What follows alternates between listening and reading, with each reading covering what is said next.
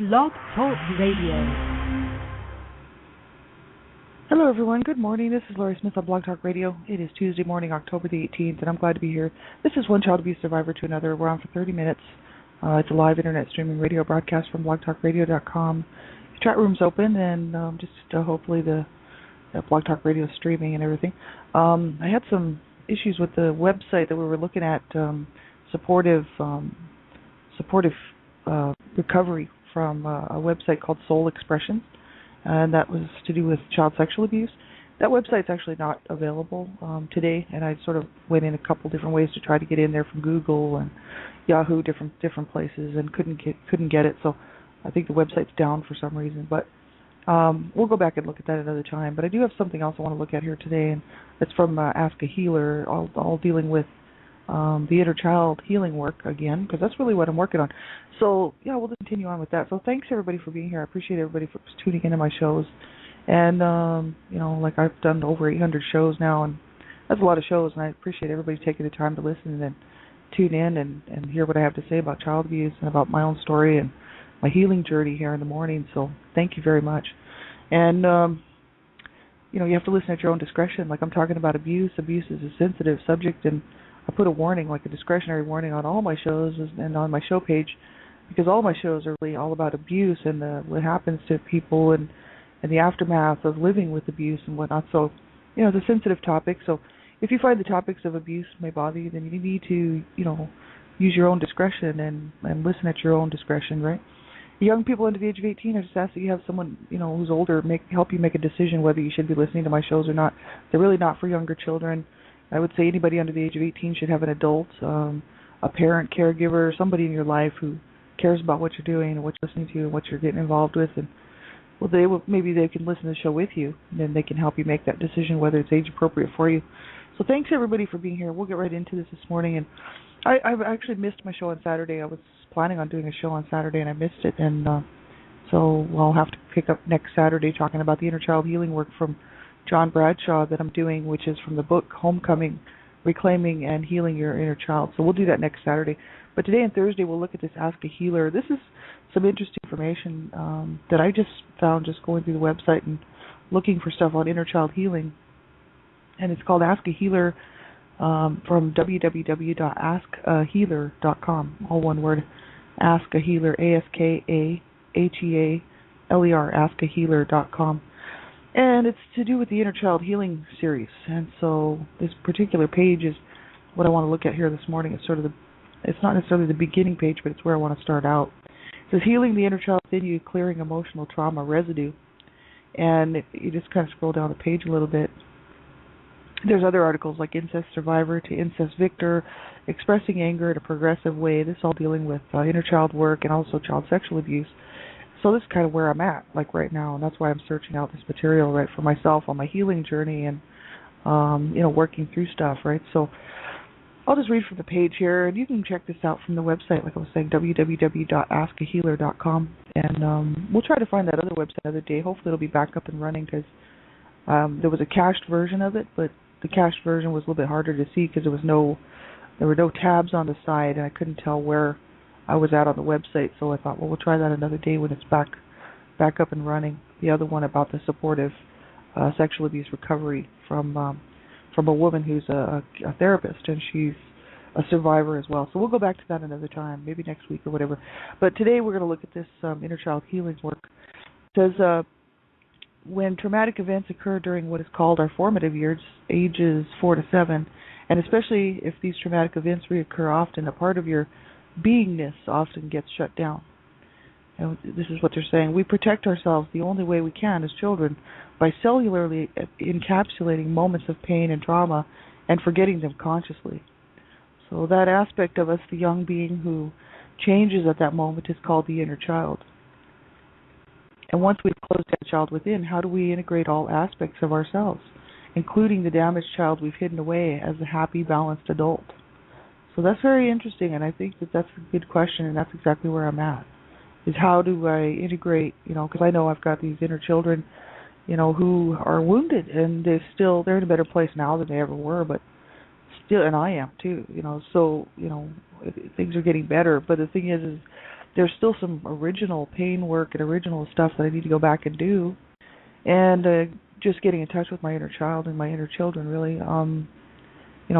It's a great thing to be able to do that. Absolutely. Like I don't know, even maybe a year ago, I was looking at this and thinking I really need to do some work with my inner children, and I probably about 6-7 months ago really started to do that, and that was like spring, and then last summer I really was really delving into it. So, it's taken me time. Even a couple of years ago I was sort of talking about doing it, but I wasn't sure how beneficial it would be, whether I would really, whether it would make a difference in my healing journey or not, because I wasn't really aware of too much about the inner child, and I sort of thought, do I really have an issue with an inner child, even though I knew I did. I sort of didn't want to believe it, that I had these inner children that were so wounded. I just kind of thought of it looking at myself from so long ago. I didn't think of it as being inner children. I just thought of myself as being so wounded from so long ago that I needed to get back in touch with that. So that's what I've been doing for the last 2 years. October of 2009 is when I started writing that blog, Not So Fond Memories Growing Up in an Abusive Home, and that got turned into my book the following spring of March 2010. So October 2009, really, this is the month, this is really my 2-year anniversary of going public with my story. So I've been actually talking about my story, about my past and whatnot for 2 years.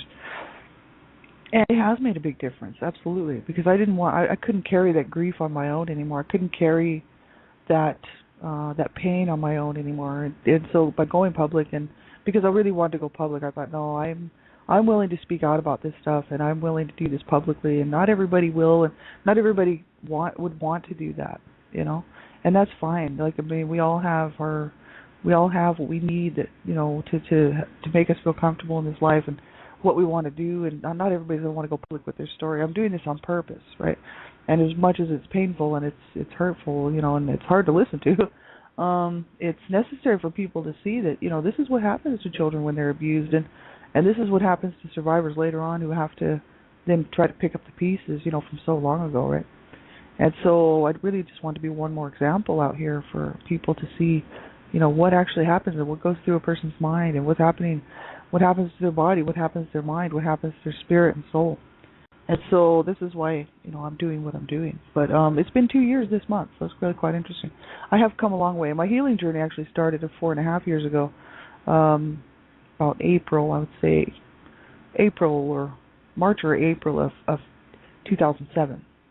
And that's when I really made a commitment to myself that I would get help, and that I would allow myself to reach out and get some help, right? So it's been next spring will be 5 years. So it's a long road, and I know, I was talking to Jane Rowan and other survivors of abuse, and sometimes it takes a lifetime. This is what I hear. So it doesn't happen overnight, and it doesn't happen, it just happens in the course of the journey, right? And so that's why I like to call it the healing journey, and so do a lot of other people. That's not my phrase, the healing journey. It's just, that's what it is. It's a healing journey, and so, it can take, as long as it takes. And so I'm not rushing it, I'm not pushing it, I'm just allowing these things to occur when they need to occur, right? But like this website says, how do we, once we've closed down the child within, how do we integrate all aspects of ourselves, including the damaged child we've hidden away, as a happy, balanced adult? So that's the whole issue. On one hand, I can go to work, I'm perfectly fine. I work, and I can hold down jobs, I can get involved in groups, and I can do things today as an adult, no problem. Like I have no issue with that. I mean, I still have some behavioral issues I'm working through, but I can hold down jobs and I can do things. I'm very, very high functioning. The thing is at the end of the day, I know that wounded part of myself is still there. So, and that's where I was even 5 years ago almost, when I started my healing journey, that part of myself that's still so wounded. It's how do I, here I am, this functioning adult who's making pretty good choices for myself. I could always do better. But the thing is I'm working on it, so I'm not too hard on myself. And, I think, I'm doing pretty good. Even in the situation with my sweetheart, my boyfriend, really my husband, who's terminally ill. Now, anybody facing that's going to have a hard time. And, we've known this for 11 years. He was diagnosed 11 years ago, and he's still hanging in there. But, his time is limited. And they don't know how long he's got. They keep telling him, well, it could be 6 months, it could be 6 weeks, or it could be another year or two. We just don't know, His liver is going to shut down when it shuts down.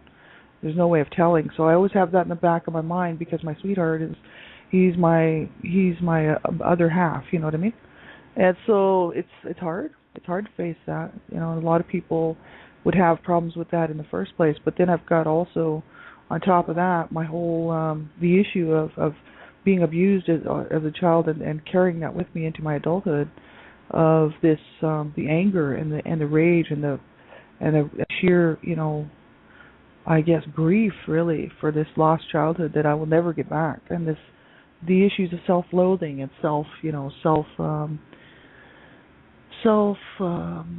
just having a hard time learning how to realize that I do deserve to be here, and that, you know, I didn't deserve to be treated that way as a child, and that my family would say different, right? That I have no support from my family whatsoever, you know, because they're my two siblings and my dad that are still living.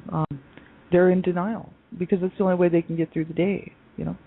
Like, honestly, like, they can't face this stuff because it's just too, like, to them it's like to face it is just not worth it, you know. They've managed to move around it and skirt around it by saying, oh, well, it wasn't that bad, and just minimizing it, even though they know. They were in the home. They know what it was like, right?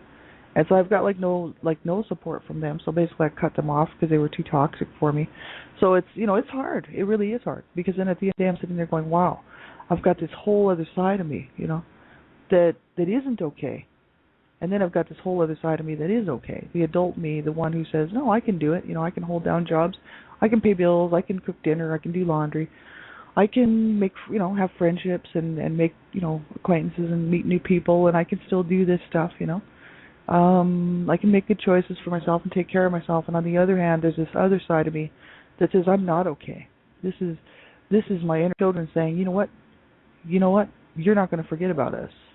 You're not going to push us down, you know, and forget about us again, are you? You know what I mean? That's my inner children screaming out, saying, you know, this is injustice. This is my inner children. That's exactly what they're saying. They're like, injustice. We got no justice.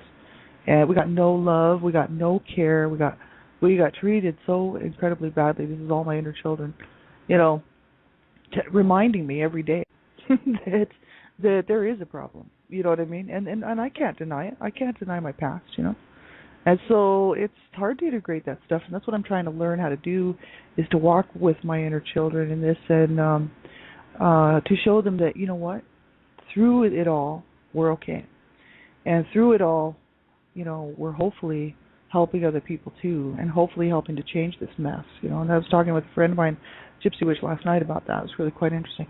So this is where I'm at. I want to learn how to help my inner children. I want to learn how to get because a lot of the rage that I had is subdued. Some of it's still there, but it's not as bad as it used to be. A lot of the anger that I had is not as harsh as it used to be. I'm still angry, you know what I mean? But it's a little bit more healthier. It's not so destructive. You know, but I still have these parts of myself that I still need to be, because I can never be okay with the abuse. I can never be okay with the abuse that my mom especially put on me, or that my brother, or even my dad. Like, I cannot be okay with that. It's not okay to do those things to children. It's not okay to do those things to your family, you know. It's not okay that they did that to me, right? And it's not okay. They'll never be able to make up for it, and even if they wanted to, which I know they wouldn't, they'll never be able to change what happened to me, and I can't change the past. So this is where a lot of adult survivors, you know, there's this issue of, you know, sometimes people will just say, well, I'm just going to have to forgive and forget, because sometimes I think that's for some people about the only way they can do it. For me, I don't want to do necessarily either. Forgiveness. It's like forgiveness. I mean, I have to say that I did forgive my abusers, you know, my mother especially, my brother, and my dad too. My mom was my main abuser for like a long time, like my whole life. She never really was good to me.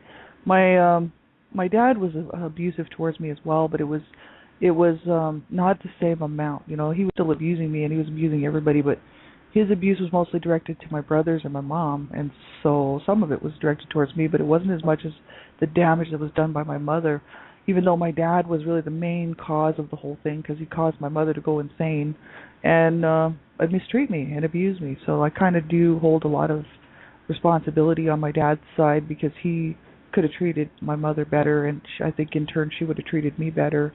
Really, I sort of put the blame on my dad for, even though my mother was my main abuser.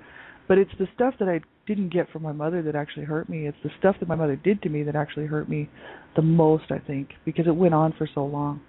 Like, it just went on and on and on. She never ever did change her tune, really. And after I was like 17, 18, what's she gonna do? She couldn't beat me up anymore. She was too old and too sick, and I was getting too old. I could have just left. And she wanted me around for an ally, so she basically abused me up until about the age of 18, and then realized that I could leave, without anybody saying anything, because I was an adult, and down in the States. And she realized that I was going to leave because I told her I was moving out, I was leaving, and she was like, well, I'll die if you leave. So then she turned this whole thing around to use me, you know what I mean, to keep me there, so that I could keep my dad away from her, which is exactly what I was doing, and I had been doing my whole life. So ever since I could walk and actually pick up something to hit my dad with it, because I was out there to protect my mother for sure from my dad, because I knew what he was doing to her was wrong, and so I knew what he was doing to all of us was wrong, but I also knew what my mother was doing to me was wrong. See, so it was so incredibly wrong, this whole thing. And she basically used me, and then at the age of 29 tells me that that we didn't mean anything to her, that her children meant nothing to her. I was like, you got to be kidding me. After going to the courts, I wrote about this very distinctly in the book, very descriptively, in A Life of Death or Redemption, because I was so angry, because here I am at the age of 28, 29 years old, my mother's health and mental health was just going downhill because she was just already so sick her whole life and mentally sick as well. And then she has the nerve to tell me, that we didn't mean anything to her.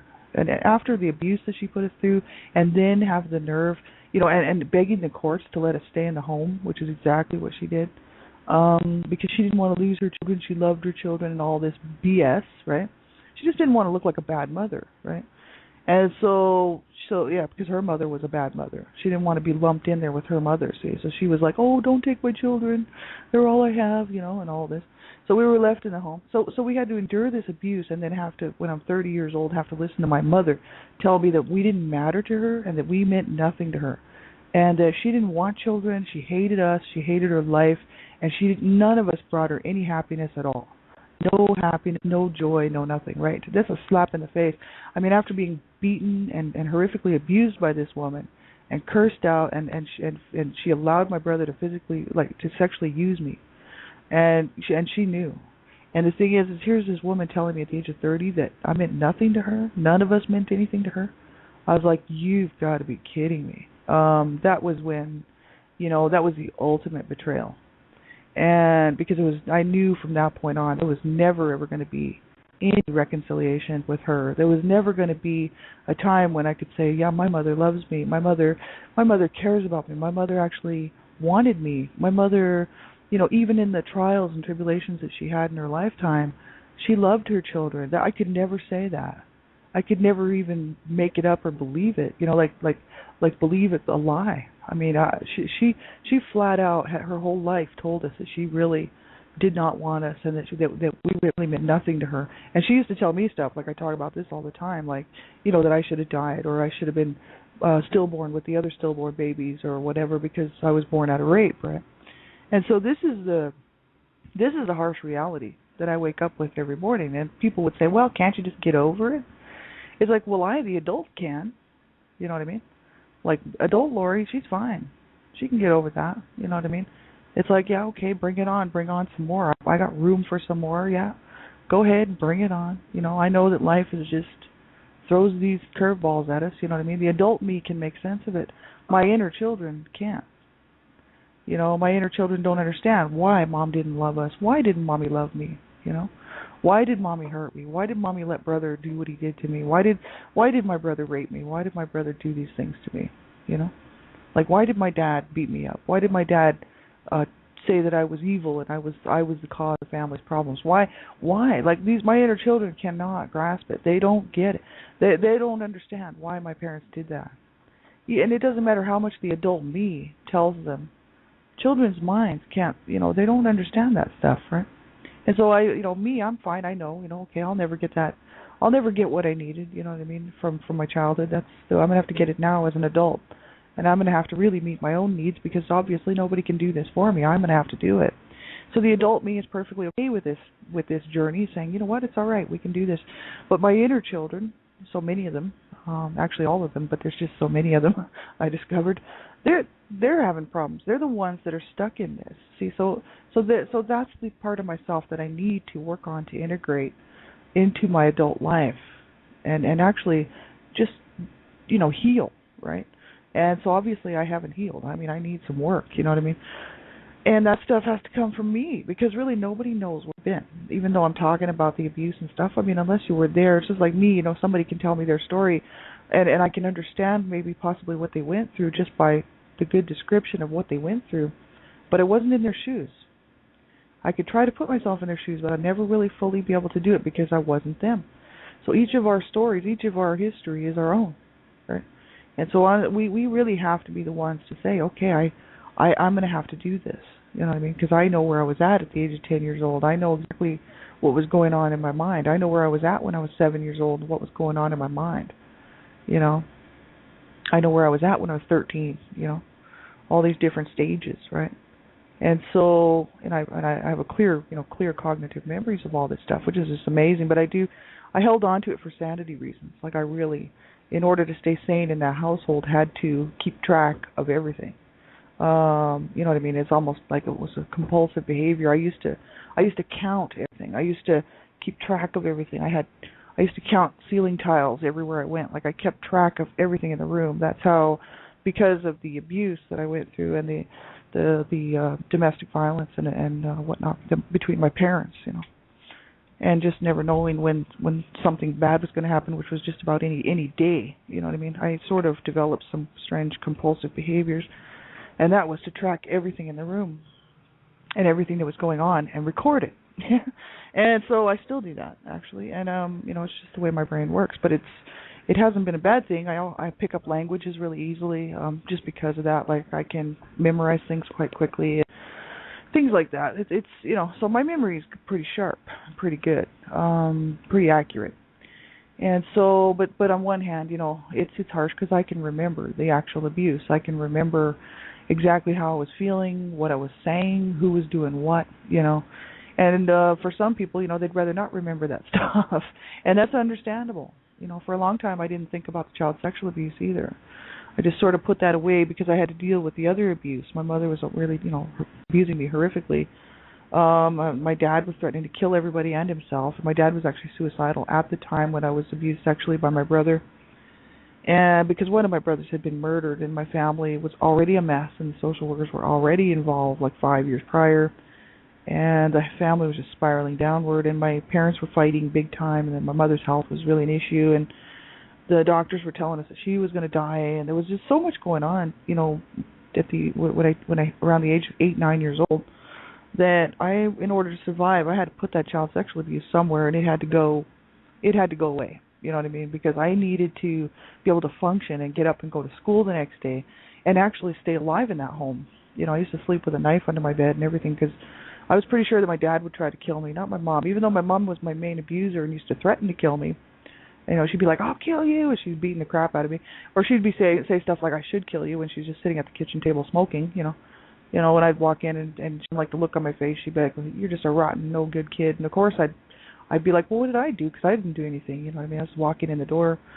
And that's how my mother was. She used to pick on me, like she used to instigate fights. And then of course, the look on my face would change because I had just taken a beating from her prior to, maybe a few weeks before.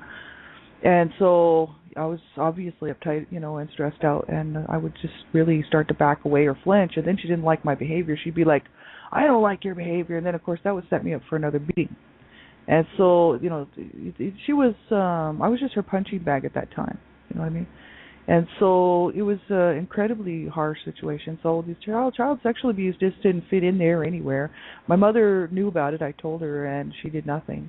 And so, basically told me it was my problem. I was going to have to deal with it, wrap myself up like a mummy. So there you go. And, that had to go. So I did actually put that away for a long time. But the other stuff, in order to survive, I actually kept track of it. And really quite bizarre what the mind will do, what children's minds will do trying to survive in a situation like an abusive environment or anything like that. It's pretty harsh. Like it's no child should ever have to go through that, and it's taken me all my life to realize that actually I am sane in that insanity, like I'm okay, and it's amazing. It's a miracle that anybody would survive this stuff. That any of us, we're all survive. I have so many survivor friends, and like it's a miracle that any of us maintained any kind of sanity at all. And so that's why I can see why my sister and my brother are the way they are. Because they've found their place in this world without acknowledging the abuse. And even though they'll acknowledge it, they'll say, "Oh yeah, it was horrible," but they don't want to admit how bad it was. They'll just sit there and say, "Oh yeah, but Mom made cookies." It's like, yeah, okay, Mom made cookies and used to let me lick the beaters, but Mom used to beat the shit out of me, and Mom tried to kill me, and Mom used to spill my blood, and Mom hurt my soul and my spirit. My mother was horrific. And so, it's okay. They just want to remember the cookies, you know what I mean? Whereas my inner child, they're like, don't forget about that. Mom hurt us. And so that's about the only way I can deal with it, is to be honest and to be real, So that's kind of helpful in a way as far as my healing journey goes, because I'm going to get to the bottom of this stuff, and I'm going to, really learn how to help my inner children. Whereas my sister and my brother, chances are that will never happen with them, because they're not willing to face what happened to them. They're not willing to face what happened to the family and the ugly truth, even though they know, and we've talked about it many times. They don't want to face it as themselves. They rather say, "Oh yeah, it was a mess. The family was a mess." But this way, they don't have to say, "Oh yeah, I was hurt," and "Oh yeah, I was part of this," or "I witnessed this," or I didn't like what was happening to my brothers and my sisters. So it's really absolutely insane what this stuff does to people, what it does to families. But I figured, well, I had to cut the rest of my family off, which is the way it goes, and it's unfortunate, but it's the way it goes. I'm getting zero support from them. It's not a surprise. I never got any support from them, right? And so people would say, well, how could you cut your family off? Well, it's really quite easy.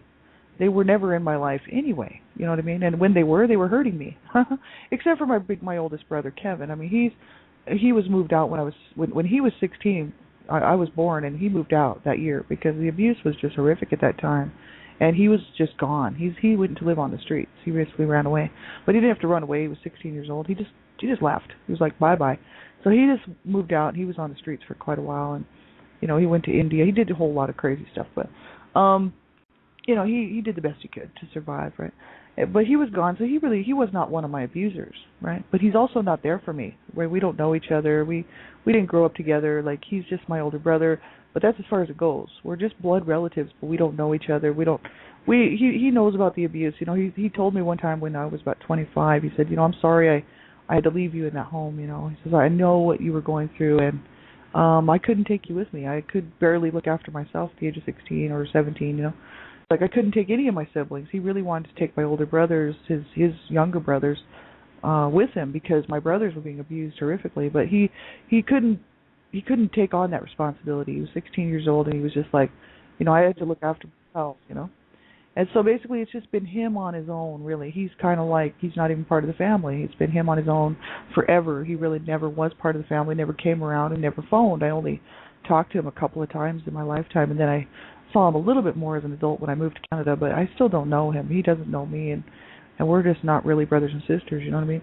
And my sister, as far as that goes, was one of my abusers, and so I'm kind of like, sorry, but you're toxic and you have to go. You know what I mean? So I'm like, I had to cut my family off, and that's unfortunate. But in one sense, what it does is it allows me to go ahead and heal instead of being dragged back down into the abuse again, which is what they would do, because because they're toxic, right? And toxic people are not a good idea to be around when you're trying to heal from child abuse, right? So yeah, eventually that's what I hope to do, is integrate all of these wounded parts of myself back into one whole person, into me, and be able to say, you know what, it's okay, I'm okay, you know what I mean? The past is the past, right? And my adult self knows this, but my inner children don't. So this is why inner children healing work is very, very important to me. So hopefully this website will help you guys out, www.askahealer.com. So we'll finish this up on Thursday. We'll just take another look at it and continue on from there. So thanks everybody for being here. I really appreciate it. Have a great day, and I'll be back on tomorrow night. Child abuse prevention is up to us, and then I'll be back Thursday morning for one child abuse survivor to another, finishing up this particular page and the rest of this stuff. So have a wonderful day. Take good care of yourselves. If you need help and you're struggling and you're thinking, man, I just don't know how I'm going to do this, you make sure you reach out and get some help. You do not allow yourself to be destroyed by your past, and we have to keep going. I mean, this is something I tell myself every day. You know what I mean? Like, this is not something it's not easy. I have to tell myself this every day. No, we're not going to hurt ourselves. We're not going to kill ourselves. We're going to keep going forward. Because my whole life was really basically about trying to destroy myself after I was abused as a child. So, I figured, well, they tried to kill me, I'll try to kill me, right? They hurt me, I'll hurt me, They wanted to destroy me, I'll show them just how much I can destroy me, right?